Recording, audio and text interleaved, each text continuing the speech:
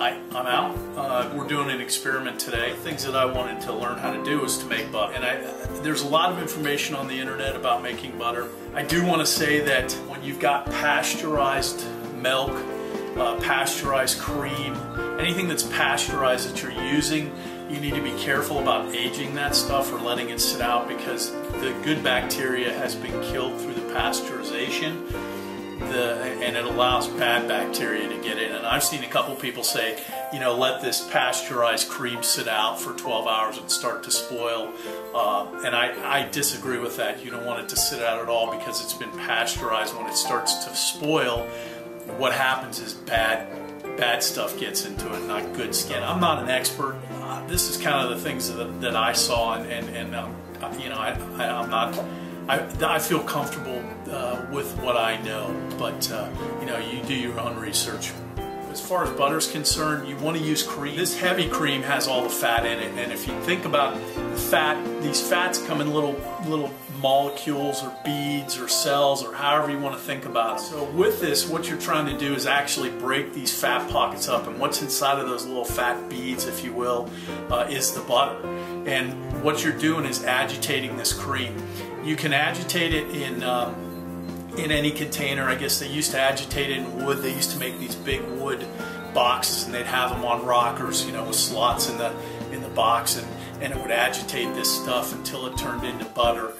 That's how they used to do it.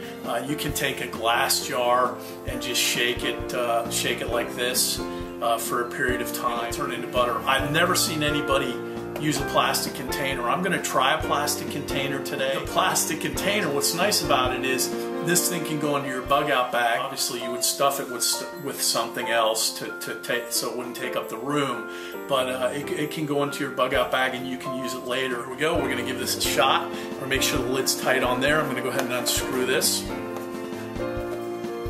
and I'm going to dump the room temperature heavy whipping cream right into the container. Pour that whole thing into there. Okay, right from the container. I let it sit and get to room temperature, but nothing more. Remember, again, this is pasteurized, and you know, if any bacteria gets in it, it's bad bacteria, which is something you don't want to ingest. It could be life-threatening. Shake doesn't need to be vigorous, it just needs to be slow, because again, what you're trying to do is break apart the membrane on the beads of fat that are in here.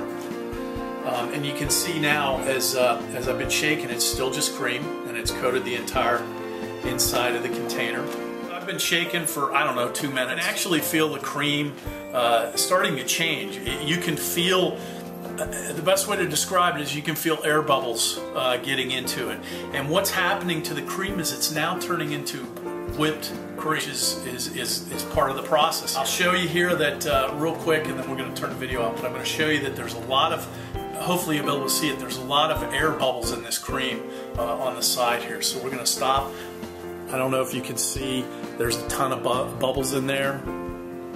Okay, that's because this stuff's getting aerated. All right.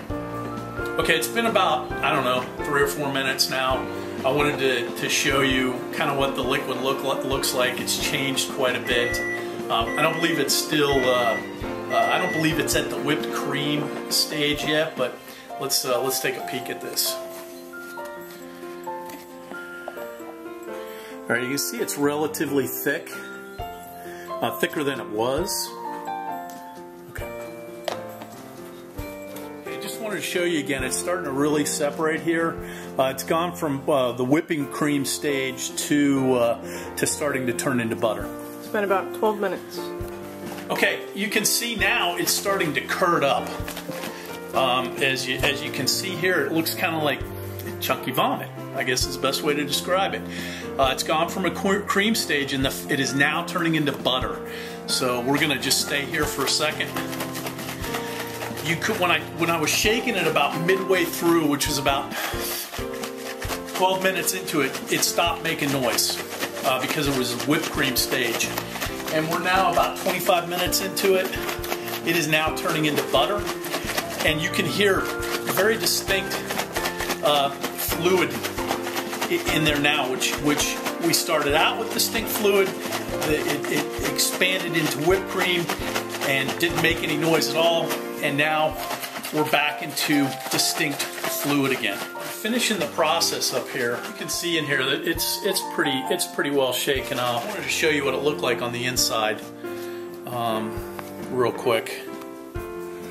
And you can see the milk down inside of there. That's buttermilk right there, and the chunks are actually butter. But I'm going to shake for a little bit longer, and then I'm going to pour it out and show you the buttermilk and show you the butter and how to set the butter. I think we're ready here. Couple things about the plastic bottle. The plastic bottles seem to work great. I've just tested some of the butter that's in there. It tastes great. There's no salt added to this yet, and you don't have to add salt. But you can add things like garlic or any kind of flavoring that you want to this thing. I am going to add salt because I am a salt freak and I'm probably going to die young, but who cares? The thing about the plastic bottle is that if you unscrew the lid and you look in the inside, like I did several times, you're going to have a little bit of leakage, which is no big deal. The plastic bottles seem to work. The only other issue that I think I'm going to have with the plastic bottle is that trouble getting the butter out itself. But what I'm going to do right now is I want to show you the buttermilk, which is the byproduct. You've got butter in there and you've got buttermilk. And I'm going to pour the buttermilk off. I like the lid on here for that reason, because it's easier for me to drain it. Here we go. I'm going to carefully pour it in. You can see how it kind of looks like coconut milk. If you look in there, the clumps that are in there, that is actually clumps of fat that we've separated from the cream. So there you've got, I want to show you real quick. First of all, I'm going to, whoops, maybe I'm not. Put that butter back in there. I just tapped it on the top. Come over here and take a look at this bowl. It looks like coconut milk. That is buttermilk. This is a sweeter type of buttermilk. And you can use it in cooking. You can actually drink it too. It won't hurt you. But if you take a look in here, you can actually see the butter itself. And what I'm going to do now is I want to rinse off the rest of the buttermilk. I don't want the buttermilk to be in there. The less buttermilk you have in with your butter, the longer your butter will last. So what I'm going to do is I'm actually going to take ice water, because what this ice water is going to do is it's going to solidify the butter more, and I'm gonna put the ice water in here to rinse that buttermilk off. Now I'm using my fingers because I don't want any cubes to get in there. You don't want much in there. I got, what, about a half a glass of water in there now. I'm going to go ahead and put the lid back on.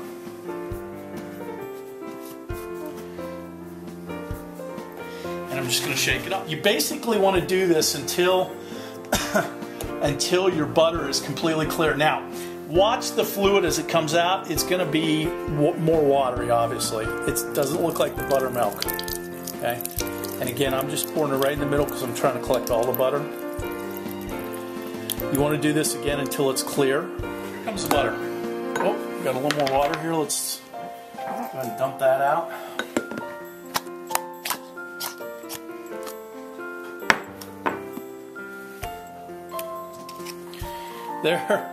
There is your butter. I'm gonna ask my wife to try it.